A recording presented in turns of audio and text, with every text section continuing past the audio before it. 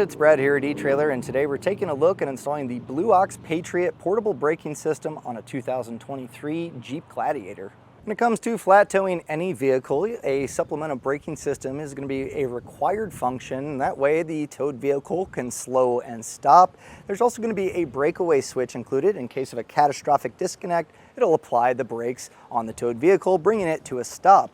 And all braking systems rely on pulling the pedal of the vehicle, and sometimes you have a fixed system versus a portable. Now this is a portable system, and these are really great for multiple different vehicles. If you're not sure you want to flat tow the same vehicle over a long time, the portable system is really great, and it really works for anyone.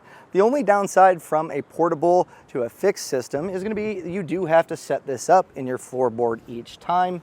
It's very minimal to be able to do that, but you do have to store this, and that's kind of a small thing in the grand scheme of things because it's really not that large. This system also comes with a monitor that you can put in the vehicle that's towing, and that way you have a heads-up display to let you know that your brakes are being applied, or if anything emergency happens. You can also adjust sensitivity at the fly while driving, which is something that you normally don't get from most braking systems. Some of the big benefits of the portable system is the installation is significantly easier than a fixed system, and you can take this from car to car. So that just means if you wanted to tow multiple vehicles with the same braking system, you can swap that. You'll just need to pick up a separate breakaway switch for that vehicle and run the power into the inside. That way you can plug it into the braking system. But other than that, this is not super hard to do. Even if you're not mechanically inclined, this is one that you can install yourself. But the fixed ones do take a little bit more mechanical knowledge to get those dialed in. So let's pull this into the shop. I'll break down the components and kind of how everything works, and also give you some tidbits of what other components you may need to get this to work. Before I show you how to get everything installed, let's kind of break down the braking system so you understand what components you have and where they need to go. So with any braking system, whether it be portable or a fixed system, there's going to be a breakaway switch, and this is going to be in case of a catastrophic disconnect. This cable is going to attach to the hitch on the RV, and if this cable was to pull, it's going to apply the brakes on the towed vehicle, bringing it to a slow or stop. Now this needs to be mounted up front. We already have diode wiring mounted right here, and there's a spot that's drilled out on our bumper. So this is going to become a great spot for us to put our breakaway switch to give it a nice clean look overall, and it's going to be easy to hook everything up. Now off the breakaway switch, this is kind of unique with the Patriot. It has this style of plug, which will go to the harness that's included with the braking system. And it's pretty easy. This is just going to plug in together, and then eventually we'll route this into the inside of the vehicle through the firewall in a grommet, and this will plug into our main unit here. And the main unit is very simple. This auxiliary style plug from our breakaway switch is going to go into the breakaway spot here. And then we also have this 12-volt cigarette style outlet that to get power to our braking system, we're going to want to grab a 12-volt outlet kit. We're going to be using the Roadmaster kit, and that's just going to make sure that we have an outlet that's going to stay powered during flat tow mode, and that way we can keep our braking system powered. Now, if you're towing this with an RV, or in our case, our neighbor is going to be using an F-250 to flat tow his Jeep, you're going to have a monitor light that goes in the dash. That way, when you're driving, you can quickly manual override, just like a brake controller, but you're also going to have all your output letting you know that the brakes are being applied.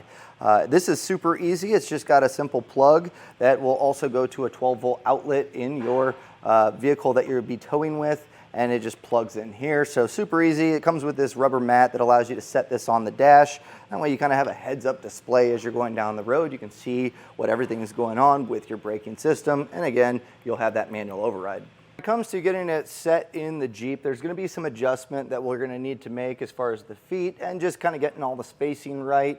But something that I'll recommend while you're doing this, if you have that outlet kit, it's going to look like this, and all it does is basically just tie into the battery and allows you to have that outlet down here. It keeps your braking system nice and easy to plug in each time. But we're going to be passing this through the same grommet that we're going to be passing through our breakaway switch wire. So I do recommend doing this at the same time. That way you can get it both passed through that grommet, and it'll make it a lot easier to not have to go back and do that. So we will be putting this in at the same time, and I'll kind of show you how that all goes as well. Our mounting situation is going to be a little bit different than what you may have. This is obviously an aftermarket bumper that has the shackles to be able to hook up to the tow bar. This is flat tow rated. Not all bumpers are, so make sure that's the case if you are going this route. But if you have a standard base plate, whether it be from Demco, Roadmaster, really doesn't matter. A lot of them will have mounting spots for a breakaway switch as well as your diodes. If not, you may have to get a little creative, but you can use our videos on etrailer.com. Just put your Jeep in and take a look at whatever base plate you may have, and they'll give you suggestions on where you might want to mount that up. Ours already has holes that were drilled out for previous accessories, so with a self-tapping screw, it's going to be real easy to get this one mounted up for us. Grab our connecting harness, and we're just going to get these plugged in together. And what I like to do, since this is on the front of the vehicle, it can be exposed to elements, and this is all protected, but I'm just going to wrap some electrical tape around our connection that's made. It's just going to make sure that it's not become loose or have water be able to get in there. With our auxiliary style plug here, we're going to be running this up and making sure that we obviously don't make contact with anything that's hot or moving or anything that can chafe the wire long term. There's quite a few open spots in a Wrangler to be able to do this, or a Gladiator in our case. And this will just route up, and eventually the grommet is located to the right of the brake booster in the engine bay. It's just a little plastic cap. Now ours, they have some accessories, light accessories that they ran through there already, so I don't have that plastic cap to show you, but you just simply twist that off. And we're not going to route it through yet because I am going to get my 12-volt outlet kit also set up. That way we can pass these through at the same time. Little helpful tip, if you need help running your wires up, it's a little tight, but I use an airline tube. If you have some wire or really anything that's flexible enough to kind of feed up where you want it to, this creates a nice pull wire. That way you can just tape up that end and pull that through to get a nice clean run. 12-volt outlet kit is super easy to get installed. We may need to extend the wires, but we have the hole open on our firewall, and there's going to be this mount that allows you to have this to at least hold it in place when you're normally driving, and then when you pull it out, you're able to kind of move this around to be able to plug in your braking system. But before we pass this in, we need to make sure that we get this slid over it. So just have the teeth facing towards the outlet, and you'll see it just kind of slides on there. It might be a little tight, but that'll hold it in. And then with our fuse and our ground wire, we'll just pass this up into the firewall, and then we can also pass down our breakaway cable. With the 12-volt outlet wires passed through, this would be a good time to grab that grommet, that plastic one, and you're going to want to drill it out enough to where the fuse can fit through there. If you want to, since we are probably going to extend these wires to reach the battery, you could cut this. Just make sure you keep track of which one's which. You'd slide that grommet over, and then also make sure that you have your breakaway switch to be able to pass that through, so you'll have the grommet so it'll be nice and clean. I still have my pull wire attached to our breakaway switch, so I'm going to just route this, and you can just follow along. There's some factory wire loom that's kind of zip tied up. If you follow along with that and zip tie it, it makes for a nice clean run to where you really can't even see it before passing it through the grommet and into the firewall. The braking system does have a decent amount of length to be able to plug into our 12-volt outlet, so it's really up to you what you want to do. If you want to be able to pull this out and have this a little bit more mobile, you're just going to want to make sure that you give yourself a little bit of extra slack. Just make sure you're doing that. But if you're just going to mount it up and have that in a spot to where you're going to use the cable from the braking system to plug it in, pretty easy. We're going to grab this mount and use the self-tapping screws included with the 12-volt outlet kit, and we're going to just drill that into the plastic on a nice spot on the footwell. I recommend sitting in the Jeep and making sure it's not going to be in the way of where you might rest your foot or become any inconvenience while normally driving. Now, I've done quite a few of these outlet kits on Jeeps, whether it be a Gladiator or Wrangler, and I found that if you kind of put it along this groove, it's nice because as you plug in the braking system, you just follow along and it'll kind of give it a straight shot into here. So I'll just get that lined up, and then we'll get these mounted in place.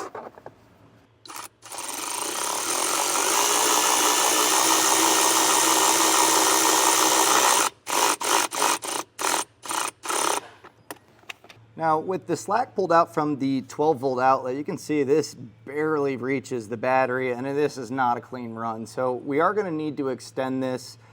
No big deal. you can pick up extra wire here. Just match the gauge to the wiring on our 12-volt outlet kit. And we're going to be using heat shrink butt connectors. Those are really nice because once you seal them down, since this engine bay can be exposed to weather, any road, anything that you'd be driving in, you want to make sure your electrical connections are going to be nice and stout. Those heat shrink butt connectors do a good job of sealing that up and making it watertight. So I'm going to cut these and extend these. It's also a good time. This fuse is rather small. So you shouldn't have too big of an issue routing, but if you're cutting the wires to extend them, it's going to make it a lot easier to get a nice clean run, and you can run it exactly how you want. So I'll grab my wire and my butt connectors and we'll get this extended.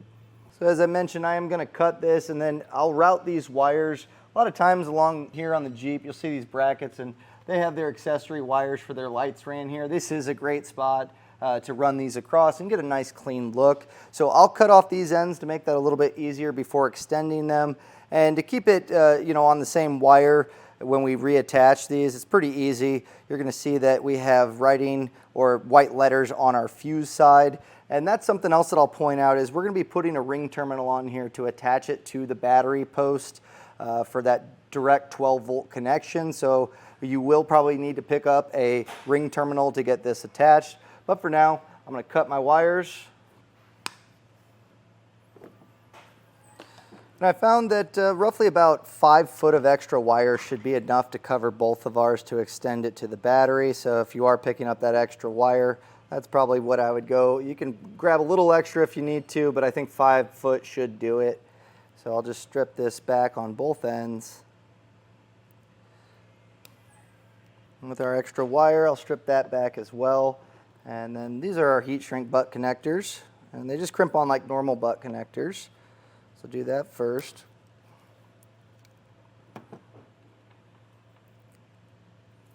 And twisting your wires will be a great way to make sure that you can feed them in properly, but also it'll bite down on the wires a little bit better when you go to crimp them.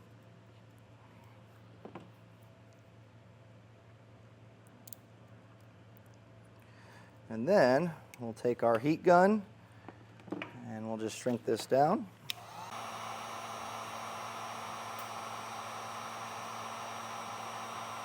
And to make it easier to route these over nice and clean, I'm just going to take some electrical tape. You can also put wire loom on here. Same with any of your electrical connections. If you want to make them look a little bit cleaner, wire loom does a good job of keeping it all contained.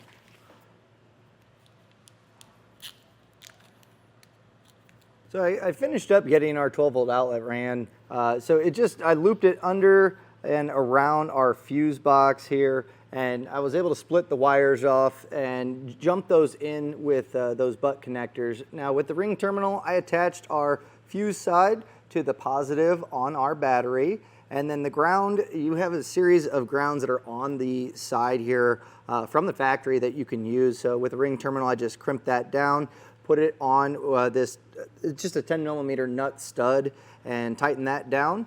And now we have that all ran, hooked up to power. So at this point, we can head inside and with our braking system and test to make sure that it's working. We'll just take our 12-volt plug from the braking system. We'll plug this into our new outlet. And we should, if we kick that on, we get the power coming on. I don't have my breakaway switch in here yet because I do want to get this set up, but now's a good time to show you how to get this dialed in to work with your Gladiator. So the feet on the braking system just thread into the bottom, and that's going to allow you to get a little bit of height adjustment. Now, something that a lot of times people will do is you're going to want to pull out your floor mat so it doesn't cause any issue or get hung up on stuff. You can kind of get away with that on these Wranglers. They're snapped in pretty well. The main thing is we get it adjusted to the seat to where there's a little bit of tension, but not enough to put on the brakes. So using this portion that rests against the seat, I like to raise that up to seat height, and then we can move the seat forward. And you don't want it constantly pushing on the pedal. A little bit of play is okay. And as far as the clamp, I didn't mention that yet. It's pretty easy to do. You'll just pry up, pull on this portion, it'll lock it up. And then once you slide that over the pedal, there's a button on the top that you'll press. That'll release it, and it's going to clamp on that pedal. Now that arm does move around, and that's going to allow us to get that height exactly where we wanted. So what I like to do is just kind of hold it up to where that cylinder is in line, pretty straight shot here, and that's where you're going to want to at least adjust the feet to where it's dialed in, or also the seat. Now that red means that there's constant pressure that's being put, so as I push this here, that's too much. What you want is that blinking back and forth. That means it's at a state where we can prep it and make sure that it's set up properly. So now that I have everything kind of in place, we'll take our breakaway plug, put that in, and we'll just push the setup button. It's going to actuate, make sure that it's working properly, and then come to a rest once it's happy. Now you'll see that it does drop down like this. That's kind of the nature of a lot of these portable systems. You might want to adjust it around a little bit more, put some tension on the feet, and really custom dial it in to exactly how you want it. But other than that, it's pretty well set up on this side, but we do want to check to make sure that the RV monitor light is also working. Something else you're going to want to check is once you have it all set up, it's plugged in and it's done, it's run through, you're going to want to pull the breakaway switch to make sure that it is applying the brakes. So as I pull this, I'll take a look inside, make sure that the brake pedal is depressed, and also with that monitor light, it should let us know that it has been pulled. And once you have everything done and you're happy with where your wires are and everything's working properly, something you're going to want to do is where that grommet was that you passed those wires through, make sure that's put back in place, and you might want to use a little bit of RTV silicone to seal that up. That's going to prevent any water or moisture from getting inside of the Jeep. Now here we have our tow vehicle and I have our monitor light, and I just plugged this in and then plugged it into our cigarette lighter. Now eventually this can live up on the dash in that rubber mat, but let's take a look at the screen here. So immediately you'll see the force is 5. So you can adjust the braking force, which is really nice. A lot of times on some other braking systems, it is what it is, and that's what you're going to get. So being able to adjust on the fly in your towed vehicle is really nice. You also do have the manual override, which is really something you don't see in most braking systems, which is nice because if you're just kind of going down the road and you need a little bit of extra braking to where you just want to drag that towed vehicle a little bit, you can manually override by pressing that. You'll see manual brake, and that's going to be applying that brake. You can also adjust the light as far as the backlit display here, so you can see it, if you're driving at night or daytime, you can illuminate that a little bit better. Going through the menu as well, you can adjust the sensitivity, you can pair the remote, you have your braking backlight, max force is there as well, and then you can change up those settings. So pretty easy overall, but really this whole system that I really like is not only because it's easy, but the fact that you do have this heads-up display where a lot of other braking systems are just a light-up light or a quick indicator. This one's a digital readout, and you have a little bit more control. So definitely a huge advantage that the Patriot has over most braking systems. So here's our force at 5, adjusting plus or minus, manual override, our menu with all the readouts there, and then our light that we can adjust. And that was a look and installation of the Blue Ox Patriot portable braking system on a 2023 Jeep Gladiator.